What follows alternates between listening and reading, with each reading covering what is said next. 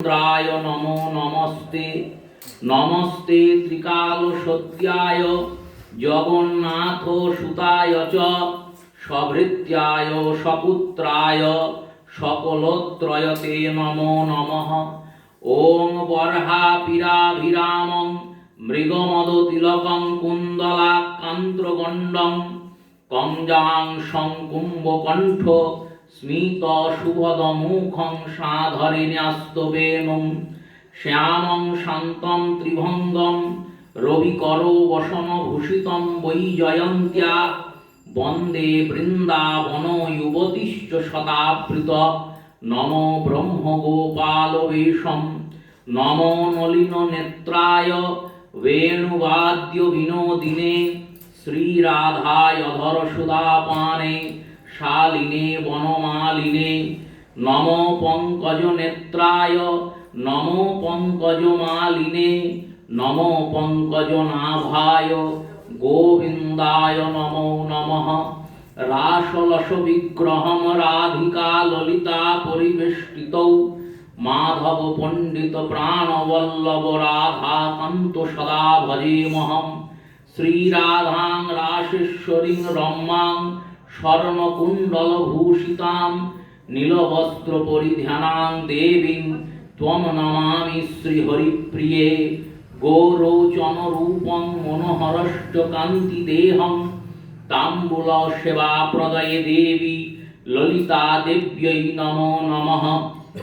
বৃন্দা বৈ তুলসী দেব্যৈ প্রিয়া বৈ কেশবস্য চ বিষ্ণুভক্তিপ্রদে দেবী সত্যবত্ত্বৈ নমো নমঃ।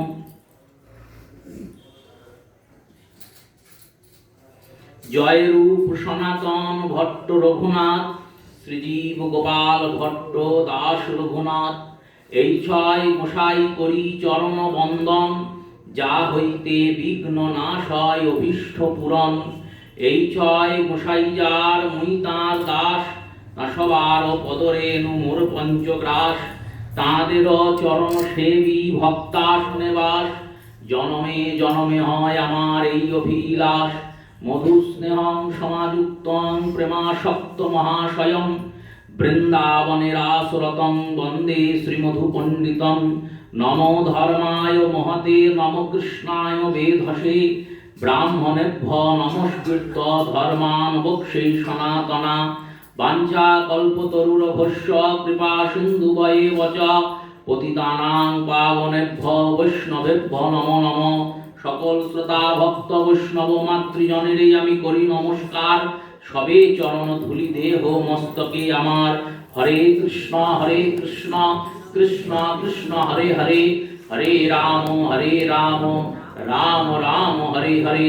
শ্রী গুরু প্রেমানন্দ সীতানাথ নিতাই গৌর হরি বল।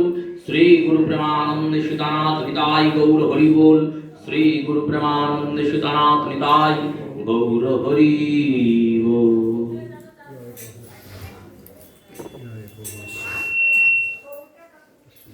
নারায়ণং নমস্কৃত্য নরং চৈব নরোত্তমং দেবীং সরস্বতীং ব্যাসং ততো জয়মুদীরয়ে। ভক্তগোষ্ঠী সঙ্গে চৈতন্য জয় জয় শুনিলে চৈতন্য কথা ভক্তি লভ্য হয়।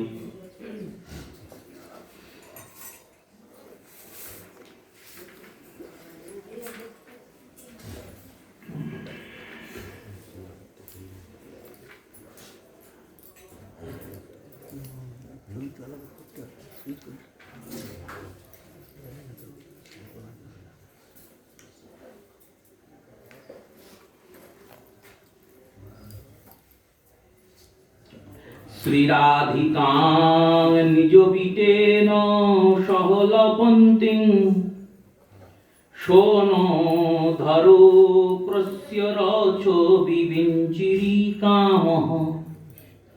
সিন্দুর সম্মললিত মুক্তং পঙ্ক্তি শোভায়ং ইয়ো ভাবত কুন্দবতীং সধন্যং।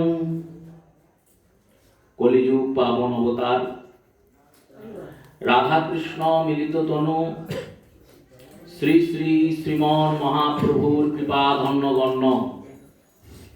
প্রবোধানন্দ সরস্বতী শ্রীপাদ বিরচিত শ্রী শ্রী রাধা রসসুধা নিধি গ্রন্থের 29 সংখ্যক শ্লোকে শ্রীপাদ বলছেন, যিনি স্বীয় নায়ক সহায় বিটের সহিত আলাপ করছেন, যার অরুণাধরে প্রসারণশীল ছবি মঞ্জুরি প্রকটিত,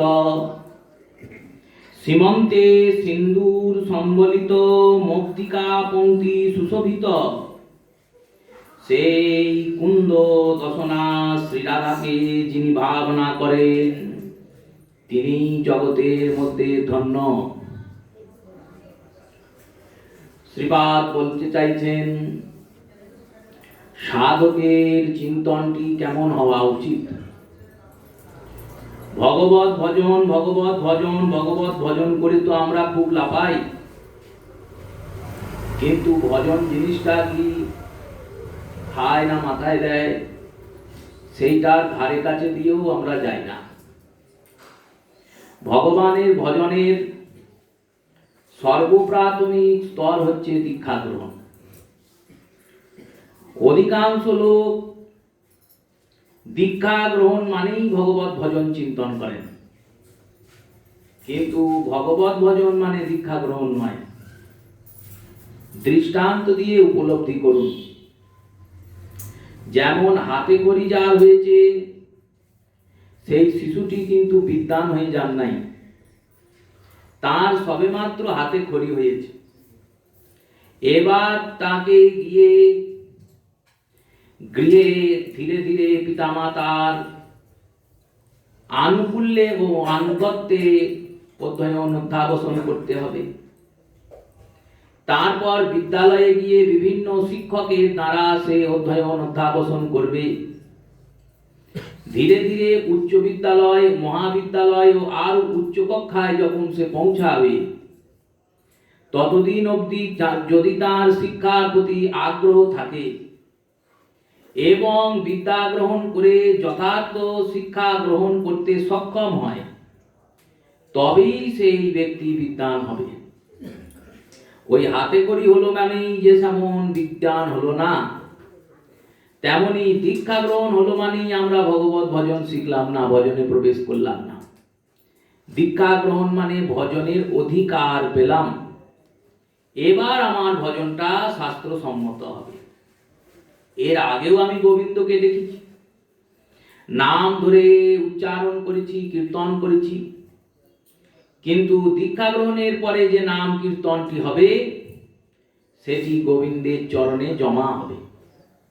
বাকিগুলো অভ্যাস স্বরূপ। কৃষ্ণের সঙ্গে সম্বন্ধ তো হয়নি। শ্রী গুরুদেব তোমায় কৃষ্ণের সঙ্গে সম্বন্ধ করিয়ে দিয়েছেন। দীক্ষা গ্রহণের পর যিনি ভজনে অগ্রসর হতে চান, তার 4টি শুদ্ধি অতি আবশ্যক। সর্বপ্রথম আহার শুদ্ধি, এরপর বেশ শুদ্ধি, তদপরে সঙ্গ শুদ্ধি এবং তারপর চিত্তশুদ্ধি। এর সঙ্গে সঙ্গে ভগবানের ভজনের যে অঙ্গগুলি, যেগুলি ভজনে সহায়তা করে, যেমন অধ্যয়নের জন্য আমরা একাধিক শিক্ষকের কাছে শিক্ষা গ্রহণ করি, তেমনি ভগবানের ভজনের সহায়তাকারী অঙ্গ বা ভগবানের কাছে পৌঁছানোর জন্য একটাই যদি রাস্তা হয়, সেই রাস্তায় যদি সবাই যেতে না পারে, সেই বাহনে যদি সবাই চড়ার মতো যোগ্য না হয়, অধিকার না থাকে, তাই শাস্ত্র 9টা রাস্তা দিয়েছে। শ্রবণম কীর্তনম শ্রী বিষ্ণু স্মরণম অর্চনম বন্দনম পাদসেবনম দাস্য সখ্যশ্চ আত্মনিবেদনম। এই 9টা রাস্তার মধ্যে 1টি, 2টি, 3টি, 4টি, 5টি, যার যেমন সামর্থ্য, যে যতটা পাচ্ছেন কৃষ্ণ ভজন করবেন, যিনি হরি কথা শুনছেন তিনি যে হরি নাম করবেন না তা তো নয়, আর যিনি হরি নাম করছেন তিনি হরি কথা শুনবেন না তাও নয়। যিনি নাম করছেন নাম শুনছেন তিনি গোবিন্দ দর্শন করবেন না, তীর্থে যাবেন না তাও নয়। যে যতটা পারেন করবেন, আর এই করতে করতে ভজনের প্রতি আগ্রহ জন্মাবে, এরপরে ভজন শুরু হবে। এত দূর অবধি ভজনই ছিল না, এরপরে শুরু হবে।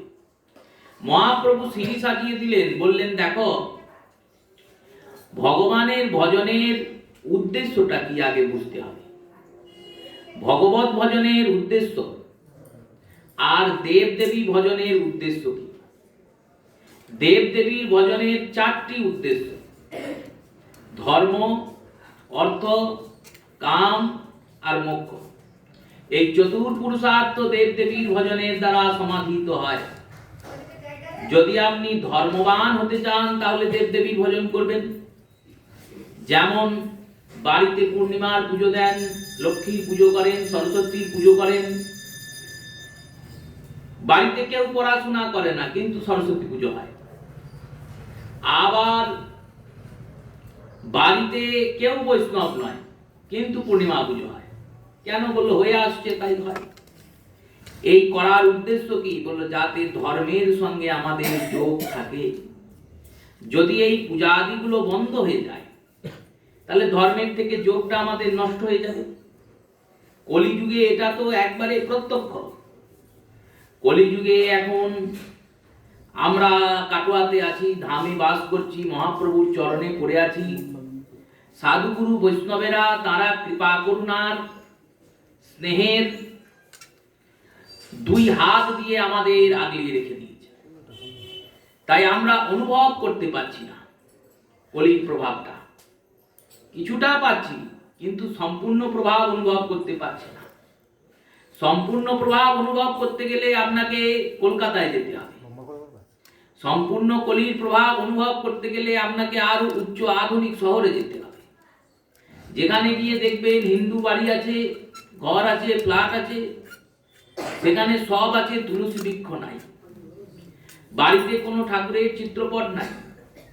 সকালে ঘুম থেকে উঠেই সবাই অফিস চলে যাচ্ছে, রাত্রে ফিরে শুয়ে পড়ছে, ধর্মের কোনো যাজনা নাই।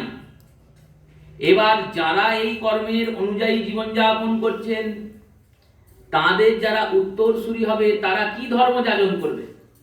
বাবা মাই ধর্মের পালন করেন না, কোনোদিন বাবা মা তুলসী তলায় জল দেন না, গোবিন্দের চরণে ধূপ দেখান না, গোবিন্দকে প্রণাম করেন না, তাহলে সন্তানরা কি করবে? বলো, সন্তানরাও সেরকমই হবে। এই পরে এই রূপে কলিযুগ ধর্মকে শেষ করে দেবে। তাই ধর্মের প্রাপ্তির জন্য দেবের পূজন। দেব পূজনের প্রথম লাভ হলো ধর্ম। দ্বিতীয় অর্থ, যশ, অর্থ, শারীরিক মঙ্গল, সাংসারিক মঙ্গল, এগুলি সব অর্থের মধ্যে পড়ে। অর্থ আর কামের মধ্যেই পড়ে। কাম মানে কামনা, কিছু না কিছু চাওয়া। আর এগুলোও যদি না থাকে তাহলে শেষ মোক্ষ বাসনা, এই ভবসংসার ভববিটপ থেকে উদ্ধারের চিন্তা। এই রূপে চতুর্পুরুষার্থ দেব ভজনের দ্বারা পাওয়া যায়, কিন্তু কৃষ্ণ ভজনে এই চার পুরুষার্থের কোনো জায়গা নাই। কৃষ্ণের ভজনটা এর উপরে। যেমন মন্ত্রী, মুখ্যমন্ত্রী, প্রধানমন্ত্রী, এদের যে নিয়মাবলীর মধ্যে নারা চলেন, সেই নিয়মাবলীতে কিন্তু রাষ্ট্রপতি চলেন না, রাষ্ট্রপতির নিয়ম আলাদা থাকে। তেমনি দেব দেবীর ভজনাদির দ্বারা আপনি ধর্ম, অর্থ, কাম, মোক্ষ তো পেয়ে যাবেন, কিন্তু আনন্দ পাবেন না। ধর্মযাজনে শান্তি পাওয়া যায়, আনন্দ পাওয়া যায় না। অর্থের প্রাযোজ্যতাতে সুখভোগ হয় কিন্তু আনন্দ পাওয়া যায় না। কামপূর্তিতে হৃদয়ে পরিতৃপ্তি হয় কিন্তু কোনোদিন আনন্দের প্রাপ্তি হয় না। বললেন মোক্ষতে তো আনন্দ পাবো, বললেন না, মোক্ষতেও আনন্দ নেই। মহাপ্রভু বললেন তার মধ্যে মোক্ষ বাঞ্ছা সর্বনিম্নকর। মোক্ষের বাঞ্ছা হচ্ছে সব থেকে খারাপ। কারণ মোক্ষে তুমি কেমন বাঞ্ছা করলে? না ভগবানে গিয়ে তুমি বিলীন হয়ে গেলে, না সংসারের কোনো সুখ পেলে, না কৃষ্ণ কথা শোনার কোনো আনন্দ পেলে, না কৃষ্ণ প্রসাদের কোনো স্বাদ পেলে, না গোবিন্দের সঙ্গ করার সুসৌভাগ্য পেলে। তাই মোক্ষের বাঞ্ছা ভক্তরা করেন না। এই চতুর্পুরুষার্থের উপরের একটি বাঞ্ছা আছে, সেই বাঞ্ছার নাম হচ্ছে সেবা প্রাপ্তি, সেবানন্দ, ভগবানের সেবা পাওয়া। বলে সেবা পেয়ে আবার আনন্দ হয়? সেবা মানে তো চাকরের কাজ করা। চাকর কি কোনোদিন আনন্দ দান করতে পারে? বাল্মীকি রামায়ণে বাল্মীকিজি একটা সুন্দর প্রতিস্থাপন করে আমাদের সামনে উপস্থিত করলেন। রাবণের রাজসভায় মেঘনাদ অশোক বাটিকাকে যিনি উজাড় করে দিয়েছেন, সেই পবন নন্দন হনুমানকে ব্রহ্মাস্ত্রে নিক্ষেপ করেছেন। হনুমানজিকে স্বয়ং ব্রহ্মা বর দিয়েছেন, কোনো অস্ত্র শস্ত্রই তোমার উপর কাজ করবে না, তুমি বজ্রের অঙ্গযুক্ত, তোমার নাম বজ্ররঙ্গ। বজ্রঙ্গ, বজ্রের মতো অঙ্গ ভগবান হনুমানের। তাই হনুমানের উপর কোনো অস্ত্রের কাজ হয় না। কিন্তু মেঘনাদ ব্রহ্মশির অস্ত্র ব্রহ্মাস্ত্রের প্রয়োগ করেছেন। হনুমানজি দেখলেন, যদি আমি এই অস্ত্রের সম্মান না দিই তাহলে ব্রহ্মারই অসম্মান হবে। প্রণাম করলেন। যে ব্রহ্মাস্ত্র অব্যর্থ, কোনোদিন ব্যর্থ হয় না, যার প্রতি নিক্ষেপিত হয় তাকে বধ করেই। এই কারণে তো ব্রহ্মাস্ত্র সব থেকে বড়। যে তিনটি অস্ত্র শাস্ত্রের বর্ণনা, তার মধ্যে ব্রহ্মাস্ত্র একটি। ব্রহ্মাস্ত্র, বৈষ্ণবাস্ত্র আর পাশুপতাস্ত্র, তিনটি অস্ত্রের কোনো ব্যর্থতা নাই। যখন প্রয়োগ হবে তখন অব্যর্থ, শত্রুকে বধ করেই ফিরবে। কিন্তু হনুমানজিকে সেই ব্রহ্মাস্ত্র বন্ধন করলেন, বেঁধে দিলেন। ব্রহ্মা গিয়ে বললেন, শুনুন হনুমান, আমি আপনাকে বেঁধে দিলাম, আপনার যখন ইচ্ছা হবে বন্ধন আপনার নেই, মুক্ত হয়ে যাবে। আপনাকে কেউ বাঁধতে পারে? হনুমানজিকে ওই রকম করে বেঁধে নিয়ে রাবণের সামনে উপস্থিত হয়েছেন মেঘনাদ। রাবণ জিজ্ঞাসা করছেন, কস্যতহম, তুমি কে? তোমার পরিচয় দাও। হনুমানজি চিন্তনে পড়ে গেলেন, কি পরিচয় দেব? আমি যদি বলি আমি পবন নন্দন, তাহলে অহংকার করা হবে। আর পবনের নন্দন হলাম কি করে? ভগবানের কৃপাতেই তো আমি পবনের নন্দন হয়েছি, না হলে পবনের নন্দন হয়ে আমি জন্মালাম কেন? আমি যদি বলি আমি আঞ্জনেয়, অঞ্জনীর পুত্র, তাহলেও মাতার পরিচয় দেওয়া হবে। কিন্তু যে মাতা, যে পিতা জগতে আমাকে আনলেন, তার আগে তো গোবিন্দ ইচ্ছা করেছেন, তাই আমি জগতে এসেছি। তাহলে পরিচয় কি দেওয়া যায়? চিন্তন করছেন, ভাবছেন, যদি আমি বলি কেশরী নন্দন, সেখানেও পিতৃ পরিচয় দেওয়া হয়, কিন্তু আমার পরিচয় তো দেওয়া হয় না। আমরা তো আমাদের পরিচয়টাই ভুলে গিয়েছি। চরিতামৃতকার এইটাই তো জানিয়েছেন। সনাতন গোস্বামী পাদ মহাপ্রভুকে জিজ্ঞেস করলেন, কে আমি? আমি কে বলো প্রভু? আমি জানি না। মহাপ্রভু বললেন, জানো না তুমি কে? আরে তুমি তো দাবির খাস, গৌড়ের বাদশাহ হুসেন শাহর অর্থমন্ত্রী, তোমার নাম সনাতন, এত পরিচয় থাকা সত্ত্বেও জানো না? বললেন, না না, এগুলো তো আমার বিষয়ের পরিচয়, কিন্তু আমার পরিচয় আমরা তো এটাই ভুলে যাই বারবার। আমরা বাইরেটার পরিচয়কে নিয়েই মত্ত থাকি। যখন কেউ আমাদের জিজ্ঞাসা করে আপনি কে, তখন আমরা বলি আমি অমুক, আমি তমুক। বলি কেন? বললো সেটাকে বিশ্বাস করি তাই বলি। রামানন্দ রায়কে মহাপ্রভু জিজ্ঞাসা করছেন, আপনি কি রামানন্দ রায়? রাজা রামানন্দ, গোদাবরীর তটে বিদ্যানগরের তীরে, বিদ্যানগরের রাজা। এখন যেটা বিশাখাপত্তনম, ভাইজ্যাক, সেটাই বিদ্যানগর। ওই অত বড় রাজ্যের রাজা হচ্ছেন রামানন্দ রায়। রামানন্দ রায়কে জিজ্ঞেস করছেন, আপনি কি সেই রাজা রামানন্দ রায়? রামানন্দ রায় কি উত্তর দিলেন? বললেন, লোকে বলে মুই বড় অধম দীন প্রভুর দাস। আমি তো অধম, আমি দীন, আর আমি তোমার দাস। এই পরিচয় কি আমরা দিতে পারবো? কেন পারবো না? বললো আমাদের তো সেই পরিচয়ের চিন্তনই নেই। সনাতন গোস্বামী যখন জিজ্ঞেস করলেন কে আমি, মহাপ্রভু উত্তর দিলেন জীবের স্বরূপ হয় নিত্য কৃষ্ণের দাস, তটস্থা মায়া শক্তি ভেদাভেদ প্রকাশ। আমাদের একটাই পরিচয়, আমরা গোবিন্দের দাস, কিন্তু এই পরিচয়টা আমাদের মনে থাকে না। হনুমানজি ভাবছেন মনে মনে কি পরিচয় দেব। তিনি উত্তর দিচ্ছেন রাবণকে। বাল্মীকি লিখছেন রামায়ণে, ওম দাসোহাম রঘুপতি প্রিয় ভক্তানাম, আমি রঘুপতি রামচন্দ্রের দাস। এই যে বলেছেন না রাবণের 10টা মুখে রাবণ হাসতে লেগেছে, 10টা মুখ রাবণের, 10 মুখ। আর হেসে হেসে বলছে আরে আমি তো ভেবেছিলাম তুমি কোথাকার রাজা, তুমি রাজা না হলে অন্তত রাজপুত্র, আরে রাজপুত্র না হলে বীর, এইসব চিন্তন করেছিলাম। শেষকালে কিনা তুমি চাকর, দাস মানে তো চাকর, সার্ভেন্ট, দাস হয়ে তুমি চাকর হয়ে এসেছো আমার সঙ্গে কথা বলতে। যাও যাও যাও, এখান থেকে দূর করে দাও, এর তোমার সঙ্গে কথা বলার মতো আমার সময় নাই। হনুমানজি শুনছেন, শোনার পর উত্তর দিলেন, বললেন শোনো রাবণ, তুমি কামের দাস, তুমি অহংকারের দাস, তুমি দামের দাস, তুমি অর্থের দাস, তুমি যশের দাস, আর আমি রামের দাস। তুমি তো এর দাস। রাবণ বললেন মানে? বললেন মানে তুমি যদি কামের দাস না হও সীতাকে হরণ কেন করলে? তুমি যদি অহংকারের দাস না হও তাহলে বারবার আমি দশানন, আমি দশানন, আমি বড় পণ্ডিত এইসব বলে বেড়াও কেন? তোমায় তো অহংকারের দাস, তুমি তো কামনার দাস, তুমি তো যশের দাস, আমি রামের দাস। আর শোনো, जहां राम है वहां काम नहीं, जहां काम है वहां नहीं राम, दोनों कभी एकत्र ना हो जैसे रजनी दीन ठाम। তুলসীদাস গোস্বামী পাদ বললেন দিন আর রাত কি কখনো এক হতে দেখেছো?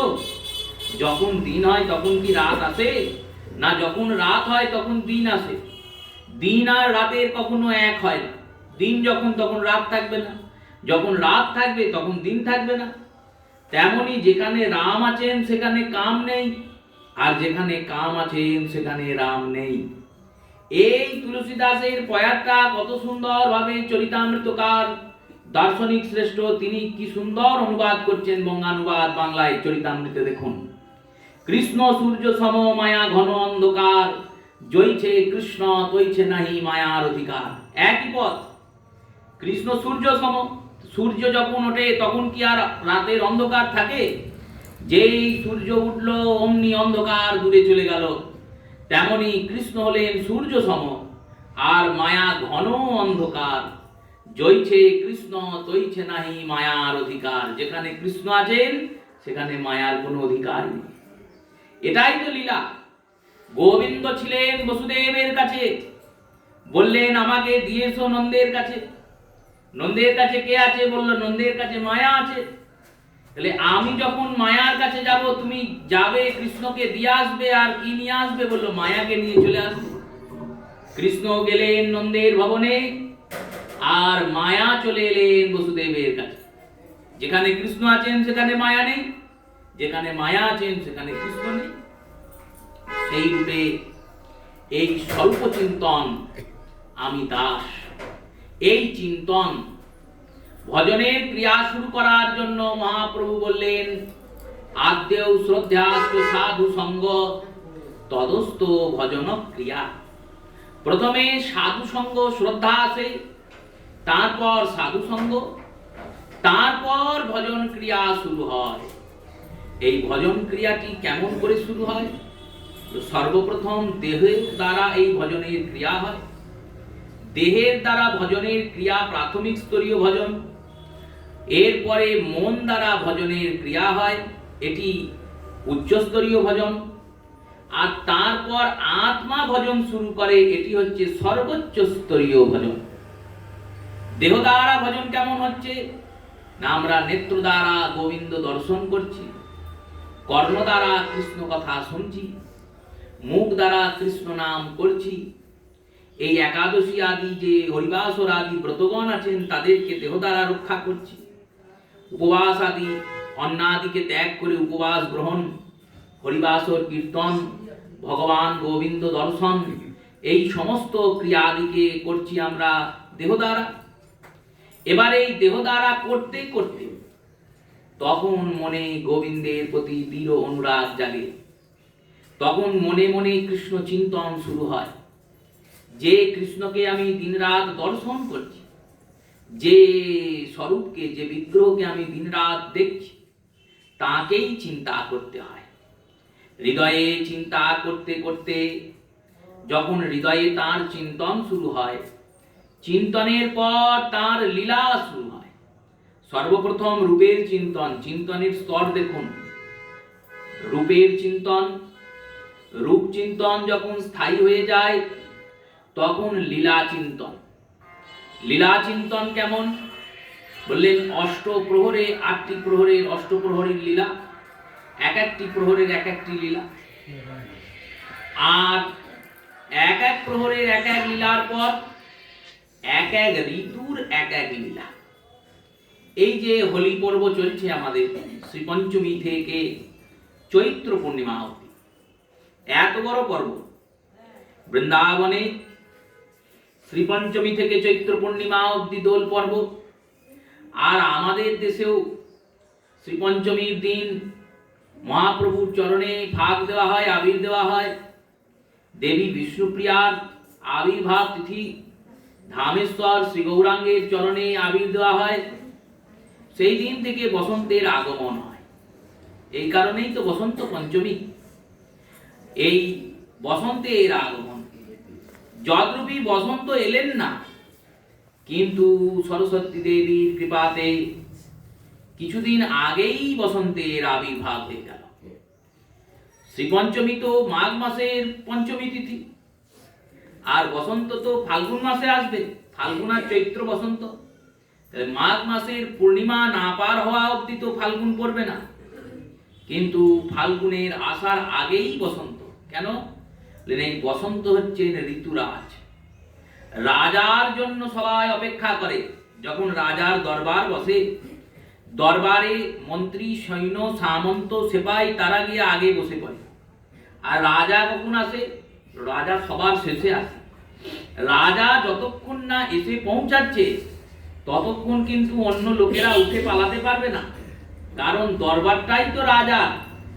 তেমনি এই 6টা ঋতুর মধ্যে সব থেকে শ্রেষ্ঠ ঋতু হচ্ছে বসন্ত ঋতু। কেন শ্রেষ্ঠ?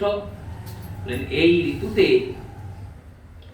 না শীত থাকে না গ্রীষ্ম থাকে, দুয়ের মধ্যবর্তী স্থান, অতি মনোমোহন পরিবেশ।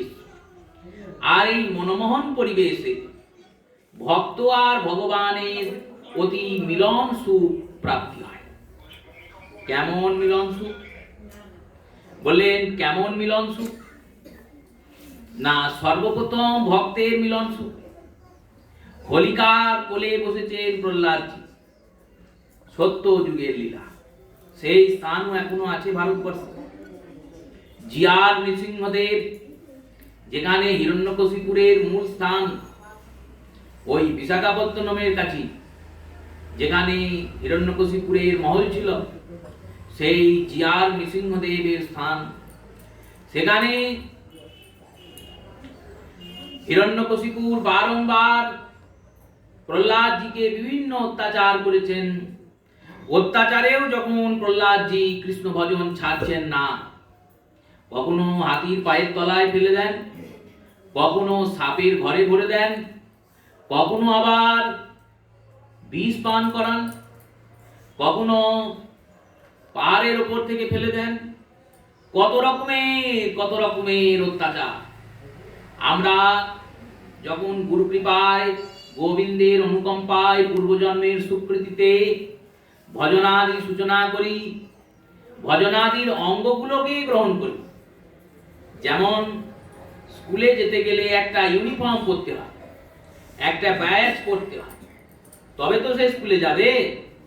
2-1 দিন ভুলে যেতে পারে, কিন্তু ওইগুলো ছাড়া স্কুলে ঢুকতে দেবে? দেবে না। তেমনি এই ভক্তি জগতে প্রবেশ করতে গেলে কিছু কিছু নিষ্ঠা ও কিছু কিছু আচরণ ও কিছু কিছু অঙ্গ যেগুলিকে অতি আবশ্যক গ্রহণ করতে হবে। দৃষ্টান্ত স্বরূপ দেখুন, সাধ্বী রমণী সধবা, সে যদি মাথায় সিঁদুর না পরে, হাতে শাঁকা লোহা না পরে, তাহলে কি সধবা বোঝা যাবে? তেমনি গুরু গ্রহণ করার পরে গলায় তুলসী পড়লেন না, মাথায় তিলক নিলেন না, শিখা রাখলেন না, তাহলে আপনি কি করে বৈষ্ণব জগতে প্রবেশ করবেন? কিন্তু রাখা হয় না কেন? বললো দেখুন, বিধর্মীদের ছেলেরা যদি তাদের ধর্ম যাজন করে, তাদের ধর্মের লোকেরা কেউ কিছু বলবে না। একটা মুসলমানদের ছোট ছেলে যদি নামাজ পড়তে যায়, তাহলে ওই সমাজের অন্যান্য লোকেরা তাকে উৎসাহ দেয়, বলবে বাহ, এত ছোট থেকে এইসব করছিস, খুব ভালো। আর আমাদের ধর্মে যদি 60 বছরের লোক সারা জীবন কৃষ্ণ বাজিয়েনি, কোনো কারণে সাধু সঙ্গে পাল্লায় পড়েছে আর গলায় তুলসী মালা নিয়েছে 60 বছর বয়সে, আর তো কদিন বাঁচবে, তো মরেই যাবে, সেই এত দেরিতে পড়েছে, তাতেও লোকে বলবে এত তাড়াতাড়ি এসব করার কি দরকার ছিল, এখনো তো দিনের অনেক বাকি ছিল রে। এই সবগুলো যখন বলে লোকে, তখন আমরা মনে মনে ভাবি আমাদের ভজন কত কঠিন। এই কঠিন যখন চিন্তা হয়, তখন প্রহ্লাদজির কথা চিন্তন করতে হয় যে প্রহ্লাদজি তো এর থেকেও কঠিন পরীক্ষা দিয়েছেন, তাও তিনি কৃষ্ণ নাম ছাড়েননি, কৃষ্ণ ভজন ছাড়েননি। এই জগতে প্রহ্লাদজির মতো এত কঠিন পরীক্ষা কাউকে দিতে হয়, কোনো ভক্তকে, না ভূত না ভবিষ্যতি। আর লড়াইটা কার সঙ্গে? বললো নিজের বাবার সঙ্গে। নিজের বাবা, তিনি সন্তানকে বলছেন কৃষ্ণ নাম বন্ধ করো, না হলে খুন করব, একবারে হত্যা করব, এত দূর অব্দি। আর করবো বলেই ক্ষান্ত নয়, হত্যার আদেশও দিচ্ছেন, বারবার হত্যার চেষ্টাও হচ্ছে। একমাত্র গোবিন্দের কৃপায় প্রহ্লাদ রক্ষা পাচ্ছেন। কিছুতেই যখন প্রহ্লাদজিকে বিরত করতে পারছেন না, সিংহিকা নামক ভগিনী আছে হিরণ্যকশিপুকের, যার দ্বিতীয় নাম হোলিকা, ইনি রাহুর মাতা। এই সিংহিকা বা হোলিকা, তিনি বললেন আমার সিদ্ধি লাভ আছে। কি সিদ্ধি? না, আমি আগুনে পুড়ব না, একটা চিতা নির্মাণ করো, সেই চিতাতে আমি প্রহ্লাদকে কোলে নিয়ে বসবো, আর আগুন লাগিয়ে দেবে। এবার ওই আগুন লাগিয়ে দিলে প্রহ্লাদ যদি ছুটে আসতে যায়, আমি ওকে চেপে ধরবো, আমি তো পুড়বো না, প্রহ্লাদ পুড়ে ছাই হবে, আর তোমার শত্রুর বিনাশ হবে। পুত্র না শত্রু? শত্রুতার করেছে কি? শত্রুতার করেছে আমি যার নাম শুনতে ভালোবাসি না, তার নাম দিন রাত করে, এটাই তার অপরাধ। অপরাধটা কি প্রহ্লাদের? কৃষ্ণ নাম করাটাই অপরাধ, আর তো কোনো অপরাধ নেই। তিনি পিতার সব আদেশ পালন করেন, তার কোনো নেশা, তার কোনো অসৎ ব্যবহার, দুর্ব্যবহার কিছু নেই, শুধু একটাই অপরাধ, তিনি কৃষ্ণ নাম করেন। এই কৃষ্ণ নাম করেন বলে তাকে শত্রু জ্ঞান করছেন পিতা। সেই হোলিকার কোলে প্রহ্লাদকে বসানো হয়েছে। 108 হাত লম্বা, 108 হাত চওড়া, এত বড় একটা চিতার নির্মাণ করা হয়েছে। কেন? যদি প্রহ্লাদ এদিক ওদিক করে ছাড় পেয়েও যায়, যেন বেরিয়ে আসতে না পারে। এত বড় চিতায় আগুন জ্বলবে, তাহলে বেরিয়ে কি করে আসবে? এবার সেই চিতাতে প্রহ্লাদকে বসিয়েছেন হোলিকা কোলে, আর কোলে বসিয়ে আগুন দেওয়া হয়েছে। প্রহ্লাদজি তো ভগবানের নাম শুরু করে দিয়েছেন, আর ভগবানের নামের মহিমায় চিতার আগুন দাও দাও করে জ্বলেছে। যখন চিতার আগুন ঠান্ডা হয়েছে, সব ছাই হয়ে গেছে, বিশাল ছায়ের স্তূপ, সেই স্তূপ থেকেও ভগবত নামই উচ্চারণ হচ্ছে। হিরণ্যকশিপুর ভাবছেন এই বেটা তো মরে গিয়েছে, তার নাম কে করছে? ওই ছায়ের স্তূপ সরাও। ছায়ের স্তূপ সরিয়ে দেখছেন প্রহ্লাদজি অক্ষত আছেন, আর হোলিকা পুড়ে ছাই হয়ে গেছে। এই হোলিকার নাম থেকে হোলি উৎসব, ভক্তের বিজয় উৎসব এটা। আর এই হোলি উৎসবে ভগবান ভক্তকে সম্মান দিচ্ছেন। ওই প্রহ্লাদজির এই বিজয় উৎসব, হোলিকা উৎসব, সেই উৎসবকে বৃন্দাবনে প্রকট করছেন। ব্রজে গোপীদেরকে বলেছেন দেখো, এই বসন্তকালে শীতকাল ভোর, অত্যধিক শীত চলেছে। এই শীতে রাধা গোবিন্দের যে মিলন সুখ, সেটা অনেকটা পর্যায়ক্রমে কমে গেছে। কারণ ঠান্ডা রাত্রি, সেখানে বের হওয়া খুব মুশকিল। এবার ঠান্ডা কমে গেছে, বসন্ত উৎসব এসেছে, বসন্তের আগমন। চিন্তন করছেন গোবিন্দ কি করা যায়।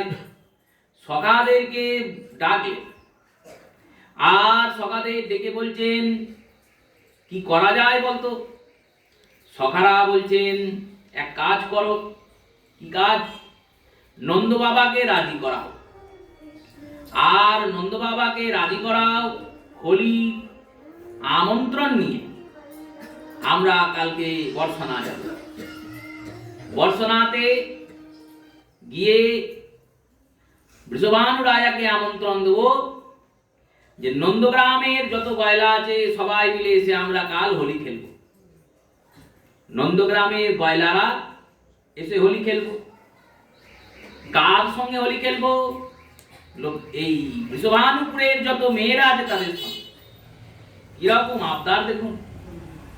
হোলি যদি খেলবে তাহলে গয়লাদের সঙ্গে গয়লারা খেলো।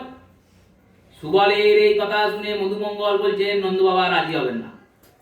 কারণ এটি কেউ বলতে পারে যে তোমাদের গ্রামের যত মেয়ে আছে তাদের সঙ্গে আমরা কি হোলি খেলবো? নন্দ বাবা বলবেন কি করে? তাই আমাদেরকে কিছু একটা করতে হবে। কি করতে হবে? নন্দ বাবাকে ডেকে বলেছেন দেখুন বাবা, এখন হোলি চলছে, 52 দিনের হোলি। তাই হোলি চলছে, আমরা সবাই মিলে গিয়ে বর্ষনায় নিমন্ত্রণ দিই। নন্দ বাবা বললেন বর্ষনায় নিমন্ত্রণ দেবো। কেন দেবো? না বর্ষনার লোকেরা আসবে শুনেছি, তারা আপনাকে দর্শন করতে আসবে, নিমন্ত্রণ দিতে আসবে। এই খবর তুমি কোথায় পেলে? নারদ নাকি গিয়ে বলেছেন। দেবর্ষি নারদ তিনি কীর্তিদা মহলে গিয়ে উপস্থিত হয়েছেন বর্ষনাতে। আর কীর্তিদা মহলে উপস্থিত হয়ে দেবী কীর্তিদাকে বলেছেন শোনো কীর্তিদে, তোমার কন্যা অপরূপ সুন্দরী, তার সদ্ভাগ্য আর সৌভাগ্য। সৌভাগ্য মানে স্বামীর আয়ু। সৌভাগ্য শব্দের অর্থ এটাই হয়। সাধ্বী কন্যার সৌভাগ্য মানে স্বামীর আয়ু। সৌভাগ্যবতী হও মানে তোমার স্বামী যেন বহুদিন বাঁচে, এটাই আশীর্বাদের মূল অর্থ হয়। তোমার কন্যার সদ্ভাগ্য আর সৌভাগ্যকে অক্ষুণ্ণ রাখার জন্য একটা কাজ তোমরা করতে পারো। কীর্তিদা বলেছেন কি কাজ বলুন, এক্ষুনি করা হবে তৎক্ষণাৎ। বলেন কালকে অষ্টমী তিথি, আর এই অষ্টমী তিথিতে কে জন্মিয়েছে? আমার মেয়ে জন্মিয়েছে, শুক্লপক্ষের অষ্টমী, ভাদ্র মাসের। আর কে জন্মিয়েছে চিন্তা করে দেখো দেখি। কীর্তিদা মনে মনে ভাবছে আর কে জন্মিয়েছে। এবার কে জন্মিয়েছে গোটা বৃন্দাবনে কি করে জানবো? চিন্তন করছেন। বিশাখা দাঁড়িয়েছিলেন পাশে, তিনি বলছেন আরে ভুলে গেলে, ওই নন্দের কেলে ছোড়াটা ওই দিনই জন্মিয়েছে। ওর উৎসব হয়েছিল না নবমীতে, নন্দ উৎসব, আর ও জন্মিয়েছে বলে জন্মাষ্টমী হয়েছে। ওরটা মনে নাই, রাধারানীরটা মনে আছে। আরে লোকে তো রাধারানীরটাই ভুলে যায়, ওরটাই মনে রাখে। তিনি বলছেন দেখো আমার তো রাধারানী, আমার তো মেয়ে, তারটা মনে থাকবেই।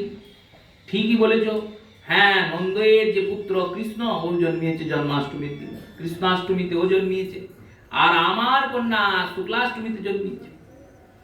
তাই কালকে অষ্টমী, ওই অষ্টমীতে যে কৃষ্ণ জন্মিয়েছে ওই কৃষ্ণকে গিয়ে যদি তোমরা ভাগ দিয়ে আসো আর লাড্ডু খাইয়ে আসো আর আমন্ত্রণ দিয়ে আসো যে এই গ্রামে এসে তোমরা কালকে হোলি খেলবে, তাহলে তোমার কন্যার সৌভাগ্যের উদয় হবে। আর কৃষ্ণ এসে কি করবে? কৃষ্ণ এসে তোমার কন্যাকে আশীর্বাদ করবে, তোমার কন্যার ললাটে আবির দেবে। এই বলে নারদ লীলা সাজিয়েছেন। বৃষভানু রাজা সোনার থালাতে আমন্ত্রণ পত্র, লাড্ডু, ভগবানের জন্য বেশ ভূষা সব নিয়ে নন্দগ্রামে গিয়ে ঢেরি দিয়ে উপস্থিত হয়েছেন তার লোক সমাজ নিয়ে। নন্দরাজা দেখছেন বাড়ির দরজায় লোক ঢেরি দিতে দিতে আসছে, রাজা আসছে হাতিতে চেপে। বৃষভানু রাজা, কি ব্যাপার হলো? বন্ধু বৃষভানুর আগমনের কারণ কি? রাজনকে স্বাগতম জানিয়ে পুষ্প পথের মধ্যে দিয়ে বৃষভানু রাজাকে নিয়ে নন্দরাজ উপস্থিত হয়েছেন, বসিয়েছেন, পাদ্য অর্ঘ্য দিয়েছেন, সুন্দর সুশীতল পানীয় দান করেছেন। এই সব করার পর জিজ্ঞাসা করেছে, মিত্র, হে বন্ধু, এখানে আসার কারণ কি, হেতু কি? বৃষভানু রাজা বলছেন, নারদ গিয়েছিল কালকে, তিনি আমাদের কন্যার সৌভাগ্যের যাতে মঙ্গল হয় তার জন্য একটা কর্ম করতে বলেছে। কি কর্ম? না, আমার কন্যা যে তিথিতে জন্মিয়েছে, সেই তিথিতে যে জন্মিয়েছে তার ললাটে আমাকে আবির দিয়ে যেতে বলেছে, আর তাকে নতুন পোশাক, ভেট আর লাড্ডু মিষ্টি খাইয়ে যেতে বলেছে। তা আমাদের চেনাশুনোর মধ্যে আমার কন্যার জন্মতিথি অষ্টমী, আর চেনাশুনো জানার মধ্যে তোমার ছেলেরও জন্মতিথি অষ্টমী। তাই সমতিথিতে জন্মিয়েছে এইরকম সন্তান, এইরকম পুত্র তো একমাত্র কৃষ্ণই আছে। তাই আমি আজকে এসেছি। আর আজকেও অষ্টমী তিথি, এই দোলের আগে যে অষ্টমী তিথি হয়, এই অষ্টমী তিথিতে নন্দগ্রামের দোল হয়, এখনো হয়। আর এখনো বর্ষানা থেকে লোকে যায় নন্দগ্রামে এই উপহারের ডালি নিয়ে। আর কৃষ্ণকে বসিয়েছেন কোলে বৃষভানু রাজা, ভগবানকে সুন্দর বসন ভূষণ পরিয়েছেন, মালা পরিয়েছেন, চন্দন পরিয়েছেন। বসানোর পরে গোবিন্দ হাতে ফাগু নিয়ে, আবির নিয়ে বৃষভানুর চরণে দিয়েছেন, প্রণাম করেছেন। বৃষভানু তার মস্তকে সুন্দর আবির দিয়ে আবৃত করে দিয়েছেন, ফাগ লাগিয়ে দিয়েছেন মস্তকে। ফাগ বিন্দু, আবিরকে ফাগ বলা হয়। আর এই ফাগ থেকেই ফাগুন হয়েছে। যদ্রূপী ফাল্গুন মাসের নাম হয়েছে উত্তরা ফাল্গুনী বা পূর্ব ফাল্গুনী, এই দুই নক্ষত্র পূর্ণিমার সঙ্গে যুক্ত হয় বলে এই মাসের নাম ফাল্গুন। কিন্তু এই ফাল্গুন মাসেই ফাগের উৎপত্তি। ফাগ মানে আবির। আবির মানে কি? আবির মানে হচ্ছে পুষ্প চূর্ণ। ফাগ শব্দের অর্থ পুষ্প চূর্ণ, ফুলের চূর্ণ। শীতকাল ভোর বিভিন্ন ফুল হয়েছে, শীতকালে প্রচুর ফুল হয় বহু রকমের। আর সেই সব ফুল যেই বসন্ত আসে শুকিয়ে যায়, সেই সমস্ত ফুলগুলোকে তুলে শুষ্ক করে শুকিয়ে সেই শুষ্ক ফুলগুলোকে গুঁড়ো করা হয়েছে।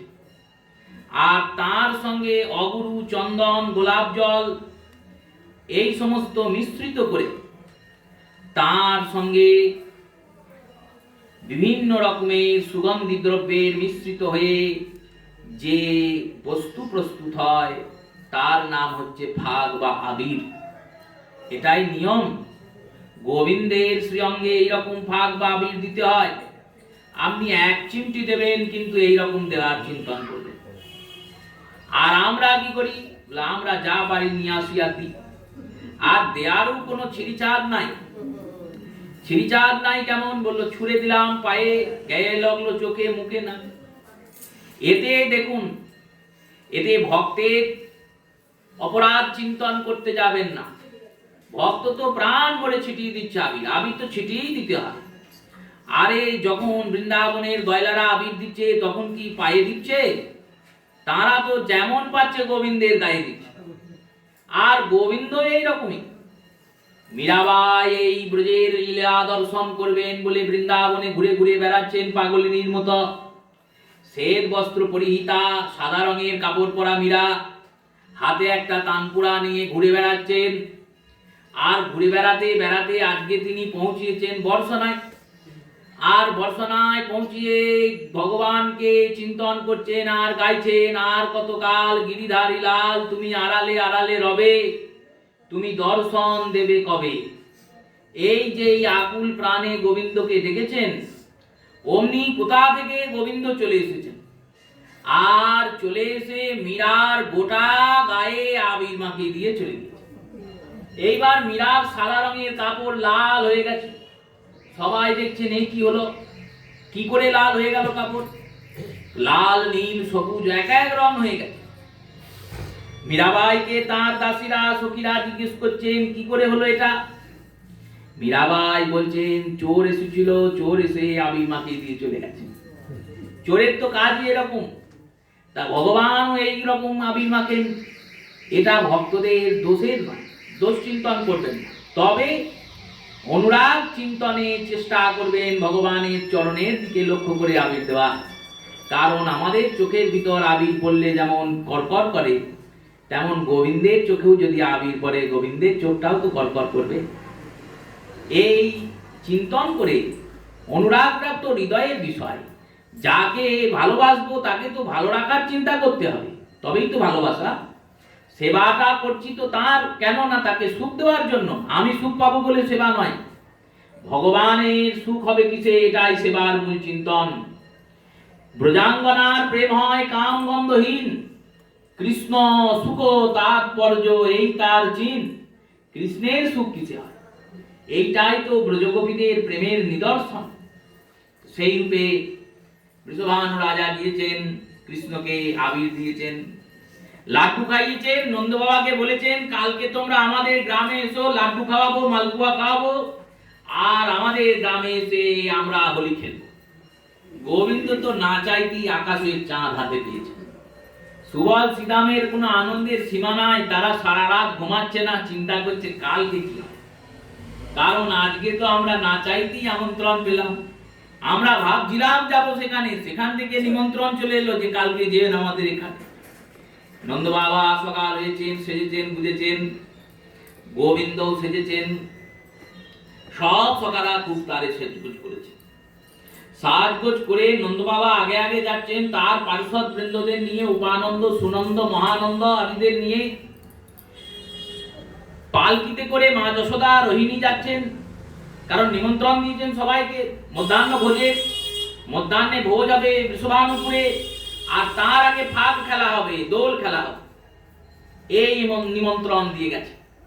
যেমন নদিয়ার ফাগ খেলা, দোল খেলা কেমন, নদিয়ার দোল খেলা দুরকম। এক অপরাহ্ন কালের দোল খেলা, দেখো দেখো অপরূপ শ্রী গৌরাঙ্গের লীলা, আজ ঋতু বসন্তে সকল প্রিয় গণমেলি সুরধনির তীরে চলিলা, এটা অপরাহ্ন কাল লীলা।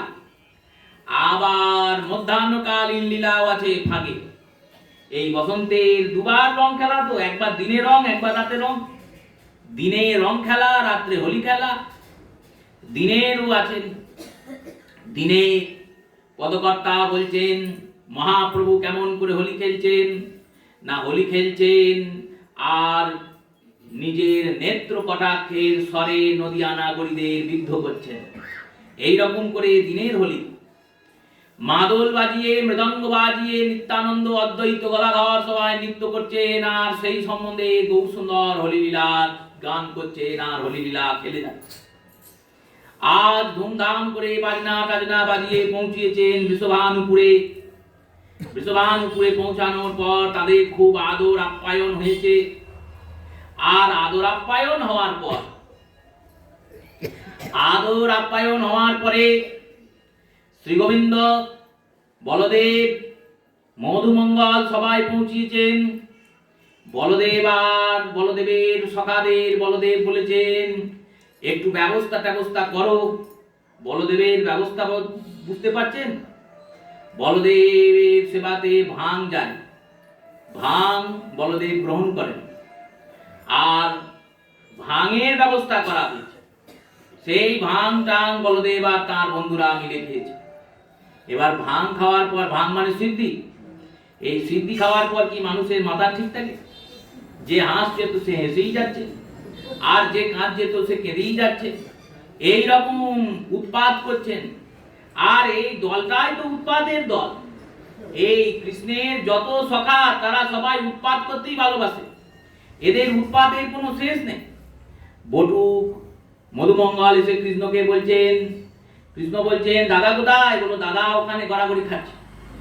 কেন, কি হয়েছে? বললো উনি যা করার করে ফেলেছেন, উনি ভাং খেয়ে ফেলেছেন, আর তারপরে এক জায়গায় বৃষভানু রাজা গরম রসগোল্লা রেখেছিল, সেই রসগোল্লা খেয়ে নিয়েছে। আর তো কোনো কাজের উপায় নেই, এবার তো আর কিছু কোনো ব্যাপারই নেই। একেতে সিদ্ধির নেশা, তারপর মিষ্টি, এ তো আর নেশা ছাড়ার উপায় নেই। এই রকম লীলা। আর ওদিকে গোবিন্দ, সুবল, শ্রীদাম, দাম, বসুদাম সবাই মিলে পৌঁছিয়েছেন বৃষভানু রাজার মহলে। নন্দ বাবা আগে আগে যাচ্ছেন। নন্দ বাবা এসব কিছু জানেন না, কারণ এসব কিছু তো গোপাল জানতেই দেবে না। এসব তো গোপালদের দলের লীলা খেলা। এবার নন্দ বাবা গিয়েছেন, বৃষভানুর সঙ্গে বসেছেন, দুজনের মধ্যে পরস্পর আলিঙ্গন হয়েছে, পরস্পর পরস্পরকে ফাঁক মাখিয়েছেন, আবির দিয়েছেন। যেমন সৌরাজ্যতা রাজার মধ্যে থাকা দরকার, দুই রাজার মিলন হচ্ছে। তো তা রাজার মিলন কেমন হয় বললো, একবারে কৃতজ্ঞতা স্বরূপ, একবারে অফিসিয়াল মিলন। রাজা রাজার মিলন অফিসিয়াল হবে। এই রাজা গিয়ে চেয়ারে বসবে, ওই রাজা গিয়ে চেয়ারে বসবে।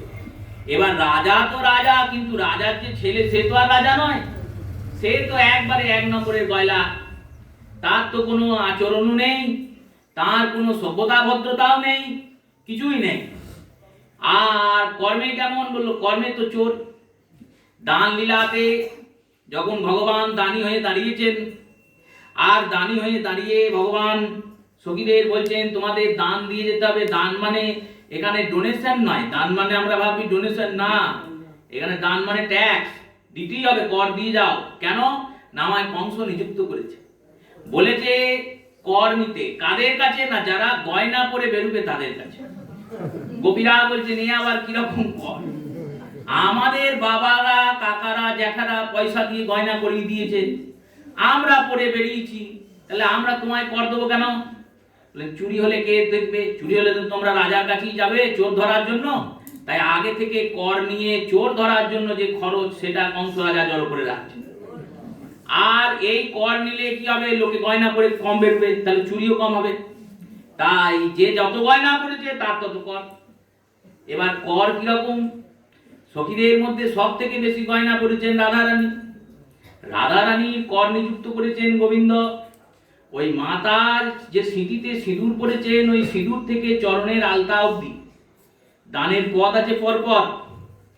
সিঁথির সিঁদুর এ থেকে মাথা সিঁদুর থেকে চরণের আলতা অবধি গোবিন্দ 16 লক্ষ টাকা কর ধার্য করেছেন। বলেছেন এই 16 লক্ষ টাকা কর দিয়ে যাও, দিয়ে চলে যাও। এই কথা যখন বলছেন না, তখন ললিতাজি সামনে এসে বলছেন তুমি যে কর নিচ্ছ, তোমাকে কর নেওয়ার জন্য দানি কে করলো? বলো বলো, কে তোমায় দানি করেছে? কে দানি করেছে? তোমার মধ্যে দানি করার কি কোনো গুণ আছে? ট্যাক্স কালেক্টর হয়েছো, দানি মানে ট্যাক্স কালেক্টর। ট্যাক্স কালেক্টর যে তুমি হয়েছো, কর সংগ্রাহক, কর সংগ্রাহক করার জন্য তুমি কোন স্কুলে পড়েছো বাবা? আর কোথা থেকে পাস করেছো? তোমার তো কিছুই নেই।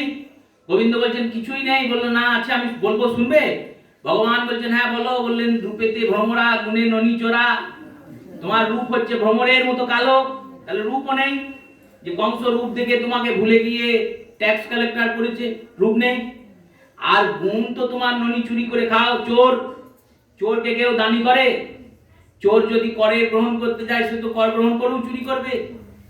আর বললেন আর সঙ্গ, যদি ভাবে যে সঙ্গ বড় লোকের ছেলের সঙ্গে ঘুরে, তাহলে হয়তো ছেলেটা ভালো ভদ্র। সঙ্গ কে আছে তোমাদের? না রূপেতে ভ্রমরা, গুণে ননিচরা, ধেনু বাছুরি লয়ে ঘোরেও, ধেনু বাছুরি লয়ে পাছে। গরু ছাগল, গরুগুলোকে চড়াও, বাছুরগুলোকে চড়াও। এই গরু আর বাছুর হলো তোমার সঙ্গী, তাহলে এই তোমার গুণ। এই রকম গুণের অধিকারী তো গোবিন্দ। তিনি গিয়ে কি আর ভদ্রসভ্যভাবে থাকবেন? তিনি গিয়ে সকালের সঙ্গে খুঁজছেন রাধারানী কোথায়। রাধারানী সাজছেন, কারণ আজকে শ্যামসুন্দর আসবেন। আর শ্যামসুন্দর এসে শ্রীমতীর মস্তকে ফাঁক দেবেন। তাই সখীরা প্রাণ ভরে রাধারানীকে সাজাচ্ছে, চরণে আলতা পরাচ্ছেন, মস্তকে সিন্দুর, সিন্দুরের পর ললাটে সুন্দর সিন্দুর শোভিত বিন্দু, নীল বসন ভূষণ, কর্ণে স্বর্ণালঙ্কার। এইরকম চলছে। সখীরা প্রাণ ভরে রাধারানীকে সাজাচ্ছে। কেন সাজাচ্ছেন? রাধারানী সুন্দর দেখবেন বলে? না, রাধারানী সুন্দর দেখবেন বলে কিন্তু সখীরা সাজাচ্ছেন না। এইখানেই জড়জগতের সঙ্গে অপ্রাকৃত জগতের পার্থক্য। যেমন ভগবানের সেবাতে যে বাসনগুলো প্রয়োগ হয়, আসবাবপত্রের প্রয়োগ হয়, যে বাসনপত্র আপনারা গোবিন্দের সেবায় দেন সেগুলোকে তেঁতুল দিয়ে ভালো করে মাজা হয় কেন? যাতে ভালো চকচক করে বলে? বললো না, চকচক করলে আমার গোবিন্দের সেবায় যাবে তো, তাই চকচক করলে গোবিন্দের দেখতে ভালো লাগবে। গোবিন্দ যখন অন্নটা পাবেন তখন ওই থালাটা যদি পরিষ্কার থাকে তাহলে ভগবানের আনন্দ হবে। এই কারণে তো আমরা থালাটাকে মেজে রাখি, না হলে তো থালা না মাজলেও হয়। তা সেই বাসনপত্রকে যেমন সুন্দর রাখা হয় কৃষ্ণ আনন্দ পাবে বলে, তেমনি রাধারানীকে সখীরা সাজাচ্ছেন রাধারানীকে দর্শন করে কৃষ্ণ আনন্দ পাবে বলে, রাধার আনন্দের জন্য নয়। কারণ রাধারানী তো এমনি সর্বাঙ্গ সুন্দরী, তাই সর্বাঙ্গ সুন্দরী শ্রীমতী রাধারানীকে সাজাচ্ছেন। যখন এই রাধারানীর মুখটা দেখবেন তখন রাধারানীর মুখটা দর্শন করে ভগবান আনন্দ পাবেন। আর সাজাতে সাজাতে সখীরা কৃষ্ণের কথা বলছেন। কৃষ্ণের কথা বলতে বলতে শ্রীমতীকে বলছেন, শ্রীমতী তুমি মনে মনে কি চিন্তা করছো? রাধারানী তখন সখীদের বলছেন, বধূ কি আর বলিব আমি। গোবিন্দের কথা ভাবছেন আর বলছেন, জানো গোবিন্দকে দর্শন করছিলাম, গোবিন্দের পাশে বসেছিলাম কদম্ব বৃক্ষতলে, আর বৃক্ষের তলায় বসে বসে তার ওই রাঙা চরণটাকে ধরে হৃদয়ের মাঝখানে নিয়ে আমি চিন্তন করছিলাম, কাঁদছিলাম আর বলছিলাম, বধূ কি আর বলিব আমি, জনমে জনমে জীবনে মরণে প্রাণনাথ হইও তুমি।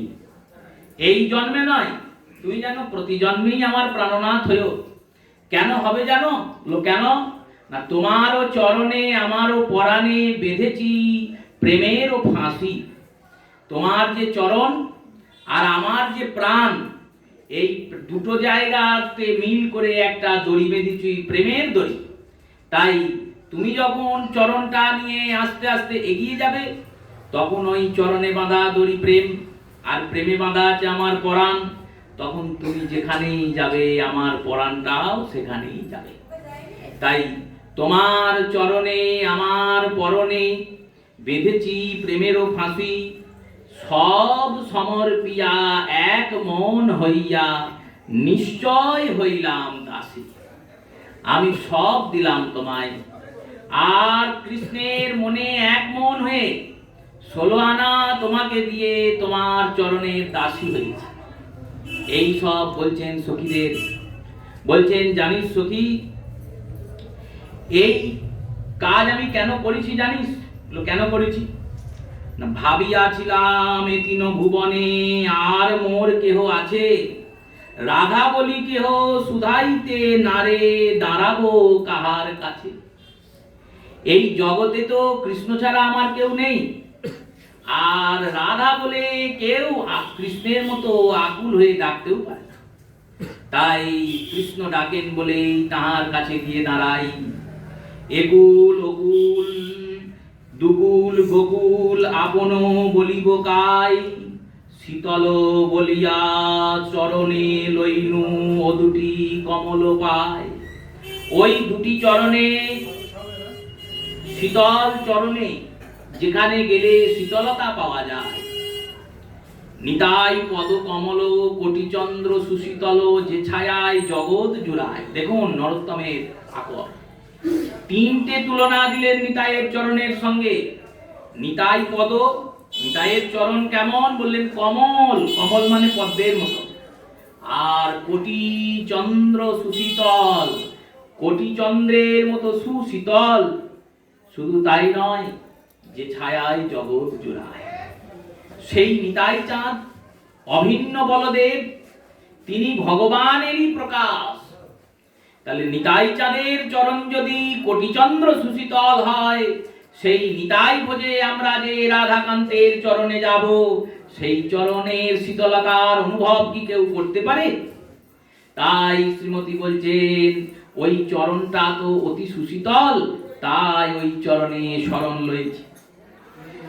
না খেলো ছলে অবলা বলিয়া অকলে উচিত তোর, ভাবিয়া দেখিনু প্রাণনাথ বিনে গতি নাহি কোমর।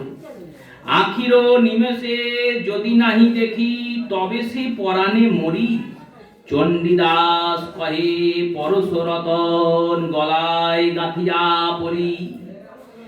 এই প্রাণনাথ গোবিন্দকে না দেখে আমি এক মুহূর্ত থাকতে পারি না, এক মুহূর্ত তাকে না দেখে থাকতে পারি না। সখীরা বলছেন তাহলে থাকিস কি করে? থাকতে পারি না বলছিস, তাহলে থাকিস কি করে? কারণ গোবিন্দের সঙ্গে তো আর সবসময় দেখা হয় না। সকালে মঙ্গল আরতির সময় দর্শন হয়, রাত্রে রাসে দর্শন হয়, মধ্যাহ্নে ভোজন লীলায় দর্শন হয়, আর যখন গোষ্ঠে গোবিন্দ যান আর আসেন তখন দর্শন হয়। এই তো দর্শন। গোটা দিনে তো আর সারাদিন তুই কৃষ্ণ সঙ্গ করিস না। তাহলে কৃষ্ণ সঙ্গ যদি সারাদিন রাত্রি না করিস, তাহলে থাকিস কি করে? ক্ষণকাল বিরহ সহ্য করতে পারিস না বলছিস। রাধারানী বলছেন যখনই হৃদয়টা বিরহিত হয়ে যায়, তখনই আমি চোখ মুজি আর অন্তরে যে কৃষ্ণ আছে তাকে দেখি। বিশ্বাস কর সখী, ওই কৃষ্ণ তো চপল চঞ্চল। ওই চপল চঞ্চল কৃষ্ণ খালি ছুটে ছুটে পালায়, কিন্তু হৃদয় মাঝে যে গোবিন্দকে বসিয়েছি তিনি অতি শান্ত, ধীর, স্থির, গম্ভীর। তিনি কোথাও যান না, ভক্তের মনোমাঝেই বসে থাকেন। এই সব কথা যখন সখীদের বলছেন, তখন গোবিন্দ সুবলকে নিয়ে পৌঁছিয়েছেন রাধারানীর ওই শৃঙ্গার গৃহে। রাস্তা গোবিন্দের জানা আছে, আর সুবলের তো আরো জানা আছে। সুবল ভাই, সুবল, শ্রীরাম এদেরকে নিয়ে পৌঁছিয়েছেন রাধারানীর সেই কক্ষে। কৃষ্ণ গুণগান করছেন রাধারানী। সখীরা মন ভরে প্রাণ ভরে কৃষ্ণ গুণগান শুনছেন। আর এই রকম সময়ে চোরের মতো গিয়ে গোবিন্দ আবির নিয়ে রাধারানীকে পিছন দিক থেকে ধরে গোটা মুখে আবির মাখিয়ে দিয়েছে। আর এই যে আবির মাখিয়ে দিয়েছেন, অমনি সখীরা যারা ছিল তারা বলছেন চোর পড়েছে, চোর পড়েছে, এই ধর ধর, মার মার, এই বলে লাঠি নিয়ে তারা করেছে গোবিন্দকে আর সখাদেরকে। আর সখারাও ছুটে ছুটে পালাচ্ছে। বৃষভানু রাজা বলছেন চোর কোথা থেকে বললো, চোর কোথা থেকে বললো, এই বলে ছুটে আসছেন। বলদেব দিয়ে বলছেন চোর পড়ে নাই, তাহলে তোমার ননিচোরা আজকে এখানে এসেও চুরি করছে। কি চুরি করলো আবার? চোরের বাবা, তাকে তো সব শুনে রাখতে হবে। এখানে কি চুরি করলো? ওখানে ননি চুরি করেছে, আর এখানে রাধারানীর মন চুরি করে বসে। সেই বিনোদ বিপিন মাঝে লীলার দর্শন, সেই অপরূপ সুন্দর স্মরণ, এই স্মরণই হচ্ছে ভগবত ভজন। তাই সেই নিবিড় লীলার আর কিছুদিনের মধ্যেই সেই দোলের আগমন বার্তা নিয়ে, আমাদের গৌর সুন্দরের আগমন বার্তা নিয়ে আমাদের প্রভুর আবির্ভাব তিথির আগমন। জন্মাষ্টমীতে যেমন বৈষ্ণবদের আনন্দ, তেমনি আমাদের তো আনন্দের সীমা নেই। কারণ আমরা সবার শেষে এসেছি, তো কলিযুগের লোক আমরা। তাই সত্য, ত্রেতা, দ্বাপর সব আবির্ভাব তিথিগুলো আমরা পালন করতে পারি। সত্যের যুগের লোকেরা তো আর গৌর পূর্ণিমার পালনের আনন্দ পায়নি, কৃষ্ণ জন্ম দর্শন পায়নি, রাম দর্শন পায়নি। আমরা রাম নবমীর আনন্দ, জন্মাষ্টমীর আনন্দ, নৃসিংহ চতুর্দশীর আনন্দ, আর সর্বোপরি প্রাণের গোড়া সুন্দর গৌর সুন্দরের আবির্ভাব তিথির আনন্দ পাই। এই গৌর সুন্দর আমাদের, যে ভাষায় আমরা কথা বলছি, ভগবান সেই ভাষায় কথা বলেছেন কলিযুগে। আর যে জাতিতে আমরা জন্মিয়েছি, ভগবান এই জাতিতে জন্মিয়েছেন। যেমন ব্রজবাসীদের একটা গর্ব, আমরা ব্রজেন্দ্র নন্দনের সখা, ব্রজেন্দ্র নন্দনের পরিকর। কেন না? উনি তো ব্রজেই জন্মিয়েছেন। ব্রজবাসীরা বলেন আমরা গোবিন্দের, তেমনি আমরা গৌরবাসী, আমরা গৌরের। তাই সেই গৌর সুন্দরের আগমন বার্তা, আগমন তিথি। আর এবছর কাকতালীয় ভাবে আর জ্যোতিষ বিচারে একবারে মহাপ্রভু এসেছেন, সেই রকমই যোগের সূচনা। ভারতবর্ষে দৃশ্যমান চন্দ্রগ্রহণ, যেমন প্রভুর আগমন যখন হয়েছে সেই বছর চৈতন্য চরিতামৃতকার বলছেন শচীর গর্ভে চৈতন্য চন্দ্রের যখন উদয় হয়েছে, শচী মাতার গর্ভে, চরিতামৃতকার বলছেন নবদ্বীপ মাঝে চৈতন্য চন্দ্রের উদয় যখন, অকলঙ্ক চন্দ্রের তাই নাহি প্রয়োজন। যখন এই অকলঙ্ক গৌরচন্দ্র উদিত হয়েছেন, তখন ওই সকলঙ্ক কলঙ্কযুক্ত চন্দ্রের প্রয়োজন নাই, তাই চাঁদ মুখ ঢেকে নিয়েছে। চাঁদের প্রচন্ড অহংকার ছিল যে আমি সব থেকে সুন্দর, কিন্তু যেই গৌরচন্দ্রকে দেখেছেন অমনি সব অহংকার চুরচুর হয়ে গেছে। আর চুরচুর হয়ে যাওয়াতে লজ্জায় যেমন লোকে ঘোমটা দেয়, তেমনি চাঁদ আজকে গ্রহণরূপী ঘোমটাতে মুখ ঢেকে বসে আছে। আর চৈতন্য ভাগবত রচয়িতা বলছেন, দেখো ইনি তো যুগধর্ম পালনকারী, আজানুলম্বিত ভুজৌ কর্ণকাবদাতৌ সংকীর্তনৈক পীতরৌ কমলায়তাক্ষৌ বিশ্বম্ভর দ্বিজবরৌ যুগধর্ম পালৌ বন্দে জগৎ প্রিয় করৌ করুণাবতারৌ। সেই করুণার অবতারী, করুণাবতার সেই যুগধর্ম পালনকারী গৌর সুন্দর যুগের ধর্ম পালন করতে এসেছেন। কলিযুগের যুগধর্ম হলো নাম সংকীর্তন। বুদ্ধদেব এসেছেন গৌড়ের আগে, কিন্তু তিনি যুগধর্ম পালন করেন নাই। যুগধর্ম পালন মহাপ্রভু করেছেন। এই হরিবাসরে হরিকীর্তনের বিধান মহাপ্রভু দিয়ে গেছেন। সেই হরিনাম সংকীর্তন বিধানকারী গৌর সুন্দর তিনি আসছেন নাম দিতে, তাই অপেক্ষা করে বসেছিলেন 13 মাস মায়ের গর্ভে।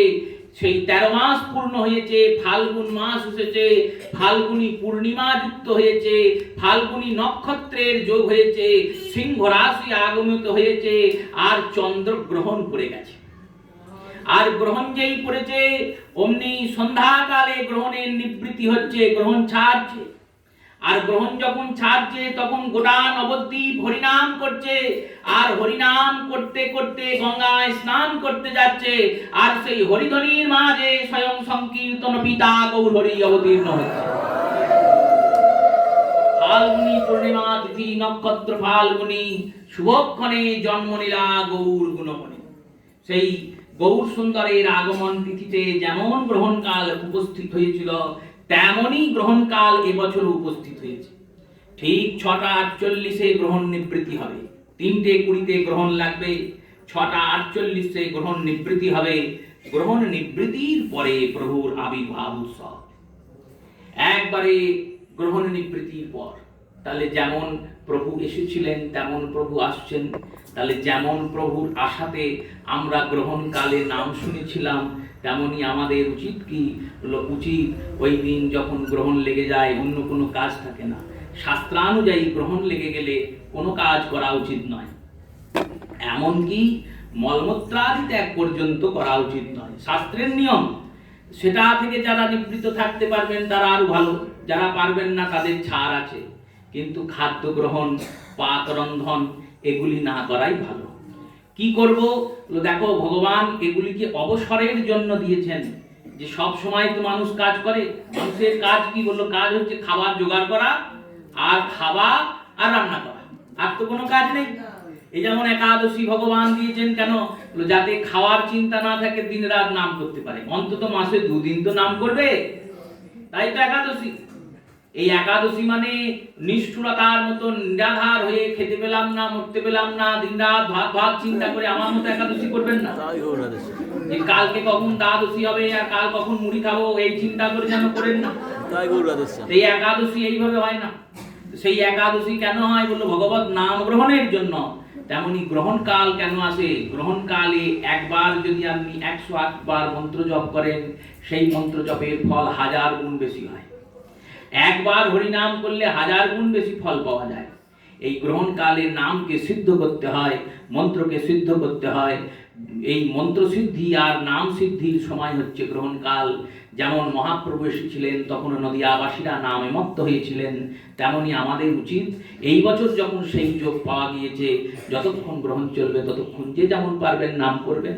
নাম করার পরে গ্রহণ নিবৃত্ত হবে, স্নান করে প্রভুর অভিষেক দর্শন।